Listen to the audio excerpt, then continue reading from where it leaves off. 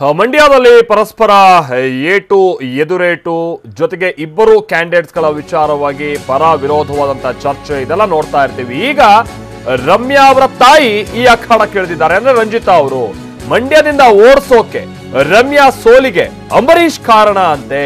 ಪಕ್ಷೇತರ ಅಭ್ಯರ್ಥಿ ಇದಾರಲ್ಲ ಅಂದ್ರೆ ಸುಮಲತಾ ಅವರು ಡ್ರಾಮಾ ಮಾಡ್ತಾ ಇದ್ದಾರೆ, ಸುಳ್ಳು ಹೇಳ್ತಾ ಇದ್ದಾರೆ ಅಂತ ಸುಮಲತಾ ಅವರ ವಿರುದ್ಧವಾಗಿ ವಾಗ್ದಾಳಿಯನ್ನು ನಡೆಸಿದ್ದಾರೆ ರಮ್ಯಾ ಅವರ ತಾಯಿ ರಂಜಿತಾ ಅವರು.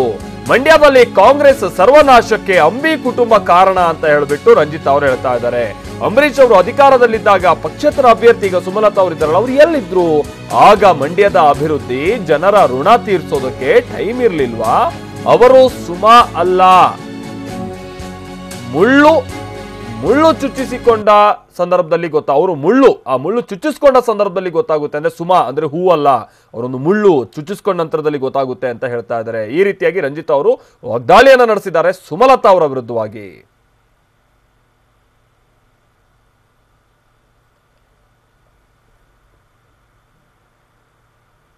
ಯಾವುದೇ ಒಂದು ಪಕ್ಷೇತರ ಅಭ್ಯರ್ಥಿ ಇದೆಲ್ಲ ಬರೀ ದೊಡ್ಡ ಡ್ರಾಮಾ ನಡೀತಾ ಇದೆ, ಅವ್ರದ್ದೆಲ್ಲ ಬರೀ ಸುಳ್ಳು ನಾಟಕ ಮಾಡ್ತಿದ್ದಾರೆ. ಯಾರು ಅವ್ರ ಮಾತಿಗೆ ಮರಳಾಗಬೇಡಿ. ನಿಮ್ಗೆ ಗೊತ್ತಿದೆ, ಅಂಬರೀಷ್ ಅವರು 20 ವರ್ಷಗಳ ಕಾಲ ನಮ್ಮ ಕಾಂಗ್ರೆಸ್ನ ಆಳಿದ್ದಾರೆ. 15 ವರ್ಷ ಅವ್ರಿಗೆ ಒಂದೊಂದು ಸಲನೂ 5-5 ವರ್ಷ ಟೈಮ್ ಇತ್ತು. ಆಗ ಪಕ್ಷೇತರ ಅಭ್ಯರ್ಥಿ ಎಲ್ಲಿದ್ರು? ಅವಾಗ ಅವ್ರು ಮಂಡ್ಯ ಜಿಲ್ಲೆಗೆ ಬಂದು ಅಭಿವೃದ್ಧಿ ಮಾಡೋಕ್ಕೆ, ಮಂಡ್ಯ ಜನರ ಋಣ ತೀರ್ಸೋಕ್ಕೆ ಅವ್ರಿಗೆ ಟೈಮ್ ಇರಲಿಲ್ವಾ? ನಾನು ಕೇಳ್ತಾ ಇದ್ದೀನಿ. ಅಂಬರೀಷ್ ಅವ್ರಿಗೆ ಹುಷಾರಿಲ್ಲ ಅಂದ್ರೆ ನೀವು ಬಂದು ಕೂತ್ಕೋಬೇಕಾಗಿತ್ತು.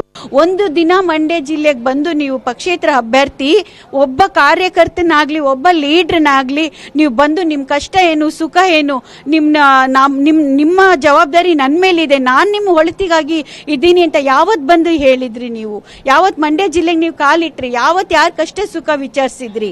ಈಗ ಮಾತ್ರ ನಿಮಗೆ ಅಂಬರೀಷಣ್ಣ ಸತ್ತ ಮೇಲೆ ನಿಮಗೆ ಮಂಡ್ಯ ಜಿಲ್ಲೆ ಮೇಲೆ ಅಭಿಮಾನ ಬಂತ? ಈಗ ನಮ್ಮ ಮಂಡ್ಯ ಜಿಲ್ಲೆ ಕಾರ್ಯಕರ್ತರು ನಿಮಗೆ ನೆನಪಾದ್ರ?